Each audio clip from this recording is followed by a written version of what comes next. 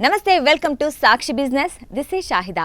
ఆకాశంలో అల్లరి చేస్తే ఇక భూమి మీదే ఉండాలి. విమానాల్లో అసభ్యంగా ప్రవర్తించే వారిపై డీజీసీఏ కఠిన చర్యలకు సిద్ధమైంది. విచారణతో పని లేకుండానే విమాన సంస్థలు నిషేధం విధించే అవకాశం ఉంది. అసలు ఆ కొత్త రూల్స్ ఏంటి, ఏ నేరానికి ఎలాంటి శిక్ష ఉంటుంది వంటి విషయాలను ఇప్పుడు చూద్దాం. విమాన ప్రయాణం అంటే ఒక విలాసం, హోదా మాత్రమే కాదు, అది ఓ బాధ్యత కూడా. ఆకాశంలో వేల అడుగుల ఎత్తులో ప్రయాణిస్తున్నప్పుడు తోటి ప్రయాణికుల భద్రత, ఫ్లైట్ డిసిప్లిన్ ఎంతో ముఖ్యం. కానీ ఇటీవలి కాలంలో కొందరు ప్రయాణికులు విమానాల్లో చేస్తున్న రచ్చ అంతా ఇంతా కాదు. మద్యం మత్తులో చిందులు వేయడం, సిబ్బందితో గొడవ పడడం వంటి ఘటనలు పెరిగిపోతూ ఉన్నాయి. ఇలాంటి అల్లరి మూక పని పట్టేందుకు విమానయాన నియంత్రణ సంస్థ డీజీసీఏ ఇప్పుడు ఉక్కుపాదం మోపుతోంది. విమానాల్లో అసభ్యంగా ప్రవర్తించే వారిపై జీరో టాలరెన్స్ విధానాన్ని అమలు చేస్తూ కొత్త నిబంధనల్ని సిద్ధం చేసింది. ఇకపై గాల్లో ఓవర్ యాక్షన్ చేస్తే నేరుగా జైలుకు లేదా నో ఫ్లై లిస్టులోకి వెళ్లడం ఖాయం. ప్రయాణికుల అల్లరిని అరికట్టేందుకు డీజీసీఏ ప్రతిపాదించిన కొత్త నిబంధనలు విమానయాన సంస్థలకు మరింత పవర్ ఇచ్చాయి. గతంలో ఏదైనా గొడవ జరిగితే స్వతంత్ర కమిటీ విచారణ జరిపే వరకు వేచి చూడాల్సి వచ్చేది. కానీ ఇకపై విమాన సంస్థలే నేరుగా 30 రోజుల వరకు ప్రయాణ నిషేధం విధించవచ్చు. విమానంలో పొగ తాగడం, దేశీయ విమానాల్లో మద్యం సేవించడం, ఎమర్జెన్సీ డోర్లను అనధికారికంగా తెరవడం వంటి పనులు చేస్తే కఠిన చర్యలు తప్పవు. ప్రాణరక్షణ పరికరాల దుర్వినియోగం చేసినా సరే ఎటువంటి విచారణ లేకుండానే నెల రోజుల పాటు విమానం ఎక్కకుండా నిషేధం విధిస్తారు. నేరం తీవ్రతను బట్టి డీజీసీఏ శిక్షల్ని 4 స్థాయిలుగా విభజించింది.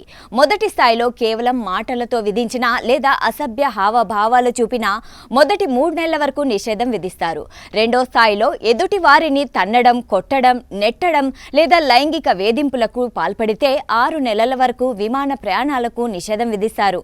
మూడో స్థాయి నేరాలు ఇంకా ప్రమాదకరమైనవి.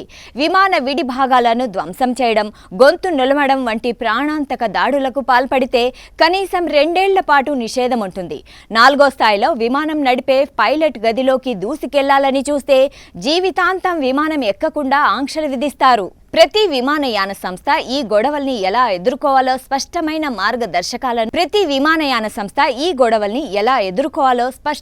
మార్గదర్శకాలను రూపొందించుకోవాలి. ప్రయాణికుల ఫిర్యాదులను తీసుకోవడానికి, వాటిని డీజీసీఏకు నివేదించడానికి ఒక పక్కా వ్యవస్థ ఉండాలి.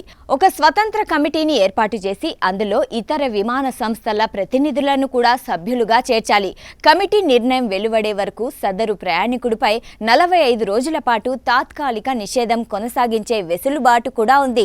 జాతీయ భద్రతకు ముప్పుగా పరిగణించే వ్యక్తుల్ని కూడా శాశ్వతంగా ప్రయాణించకుండా అడ్డుకునే అధికారం ప్రభుత్వానికి ఉంటుంది. ఈ కొత్త నిబంధనలపై మార్చి 16 వరకు ప్రజల నుంచి, విమానయాన సంస్థల నుంచి అభిప్రాయాలను సేకరిస్తున్నారు. విమానయానం అందరికీ సురక్షితంగా, ఆహ్లాదకరంగా ఉండాలన్నదే ఈ నిబంధనల వెనుక ఉన్న అసలు ఉద్దేశం. క్రమశిక్షణ తప్పిన వారిపై కఠినంగా వ్యవహరించడం వల్ల సామాన్య ప్రయాణికులకు భరోసా కలుగుతుంది. మీరు విమాన ప్రయాణం చేసేటప్పుడు నిబంధనలు పాటిస్తూ గౌరవప్రదంగా ప్రవర్తించడం ఎంతో అవసరం. ఆకాశంలో ప్రయాణించే ప్రతి ఒక్కరూ ఈ కొత్త రూల్స్ గురించి తెలుసుకోవడం వల్ల అనవసరమైన చిక్కుల నుంచి తప్పించుకోవచ్చు. సాక్షి టీవీ ప్రసారాలను నిలిపివేయటం చట్టరీత్యా నేరం. సాక్షి టీవీ ప్రసారాల కోసం మీ స్థానిక కేబుల్ ఆపరేటర్ను వెంటనే సంప్రదించండి. DTH లో, ఇంటర్నెట్ లో కూడా సాక్షి టీవీ ప్రసారాలను వీక్షించవచ్చు.